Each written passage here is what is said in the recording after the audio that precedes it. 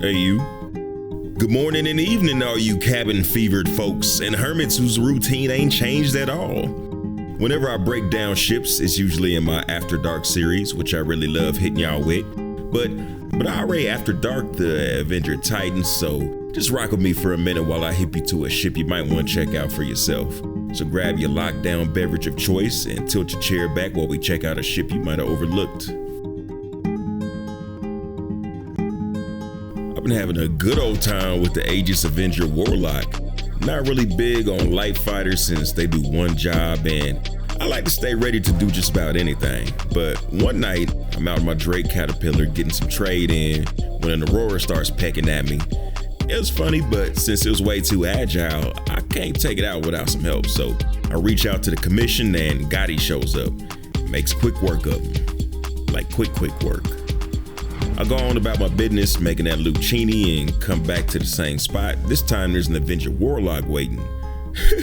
I don't know if it's the same guy, and if it is, how long he been waiting, but he goes to work on us. He murks out some rando in the area before I can even get a good visual on him, then came straight at me barking with scatterguns or something, and I'm like, what is this kid thinking? Then I noticed the purple sphere, and I'm like, he shuts off my components and I'm falling like a rock while he's still do. Gotti swoops in, but I'm dead before I hit the ground. I wake up in PO just in time to hear Gotti say that he died too. 3 of us, dead, less than a few minutes. I can't just let that go, so I crank up the big Cuddy Black. He boosts straight at me, turns my engines off, and that's a wrap. You know how when you get beat, you start thinking about what you should have done? Maybe if I tried my damnedest to keep my distance or lob missiles as soon as I seen them. Other than that, going toe-to-toe with them would not been a good look. So what now? That's right, now I'ma need one. I gotta check this thing out. Hurston, Lorville, New Deal, 1.1 million credits. Time to fly. Wait, it's still light fighter, so I gotta beef this thing up. Traded the stock autocannons for neutron autocannons, replaced the quantum drive with a civilian one. Slower, but uses less quantum fuel while I'm bouncing around the system. Replaced one of the shields for an FR66, which has a lot bigger capacity and shorter recharge delay. And replaced the other with a Palisade for even bigger capacity. 2 ultraflow coolers and a Breton power plant. Now we ready. I never used the EMP, so I start grabbing bounties for practice. Lesson 1, you gotta arm the thing. I get my first customer. The sound effect is underwhelming. Maybe that's a bug. But look at him, he's done. He's done.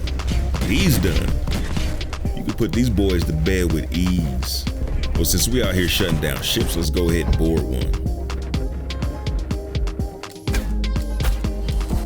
Self-destruct sequence is online.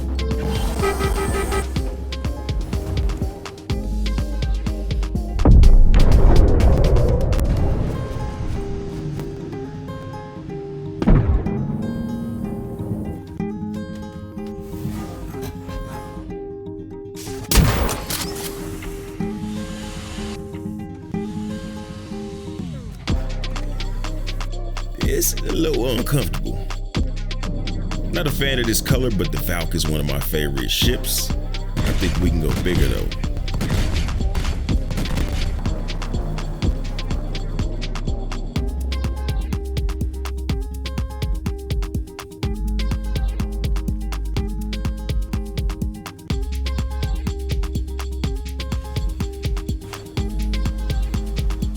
I know the AI ain't crisp right now, but when you solo a hammerhead and his escort, you start to feel like a boss. So this thing is unstoppable PvE. What about PvP though? Was the pilot just that good, or is it the ship? The opportunity to find out came the same way this thing started. Took my cat out for trading, and a small organization called Smashed or something were attempting to keep the trading outpost for themselves and attacking other traders. The warden and Manish shot up my cat while running a quantum enforcement device to keep me from jumping away. A warden and a Manish against a cat with no crew. The outcome's obvious, so while they were taking it down, I called in some commission members. Captain Rico and Space Pirate McMorgan show up and I'm ready to hit him with the da-da-da-da-da. And I bring out the Warlock. Locked, cocked, ready to jump out of the ship somehow. But Space Pirate drops them both before I make it back down to the ship kiosk. The other org wanted some more, so we gave him some. I get out there, charge up, and let loose the first chance I get. Lesson 2, timing is everything. Once you trigger it, it takes a couple seconds for it to take effect. If you're in the joust, you got a good shot at missing them because they gotta be within 1,000 kilometers for it to work at all. It's more effective in close range, which is also dangerous. Easy to get popped running in the beeline to them. The times when you are able to get close enough to fire it off, human pilots can recover pretty quick. But the shields are dropping while they're doing it. If you capitalize on those moments, then you can punch way above your weight class and drop vanguards with prejudice like Crytek lawsuits.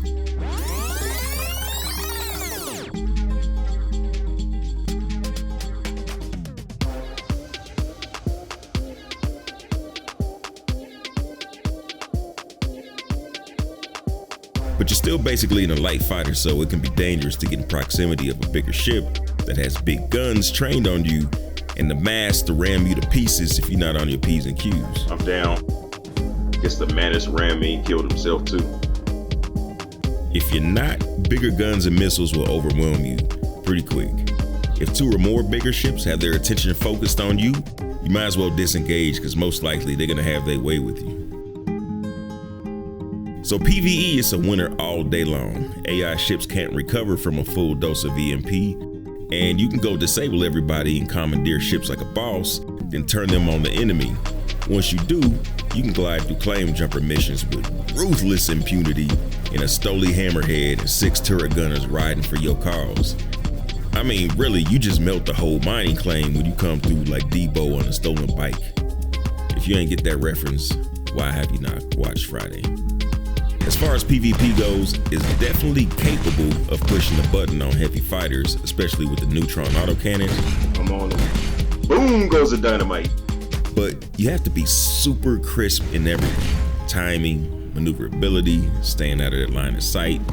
It's a good ship to practice dogfighting in since you get a bit of a safety net with the EMP blast, but know that you're not gonna walk in and wreck shop on actual players right off the bat.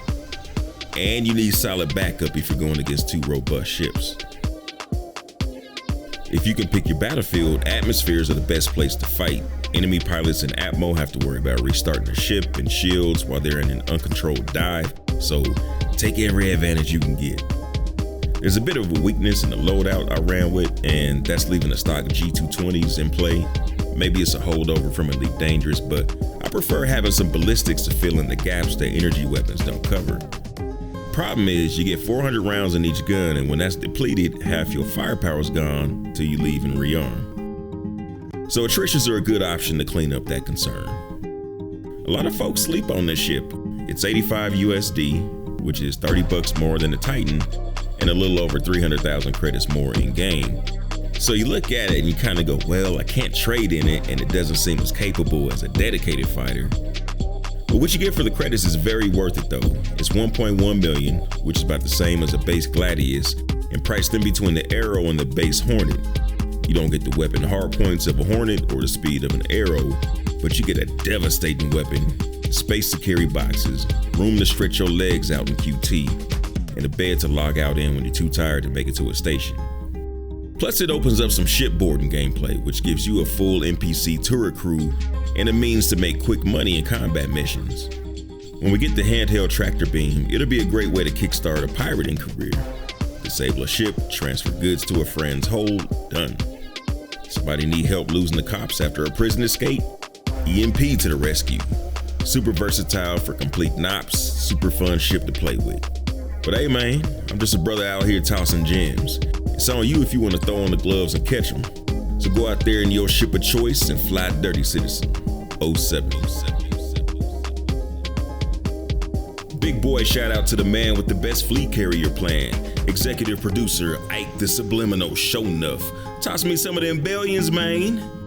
Shout out to all the fams supporting the Dig That and Space and Mars. Salute to Commander Blackout, to Dietrichs, to the mother, Bussa Boy, Anthony Jackson, Guillotine Girl, S to the M, Generalissimo, Commander Dr. Digital, Space Pirate McMorgan, Zayla Maru, Krista Kate, Commander Leviathan Soul, Timeout 420, and Train Man Rob. Much appreciated, fam.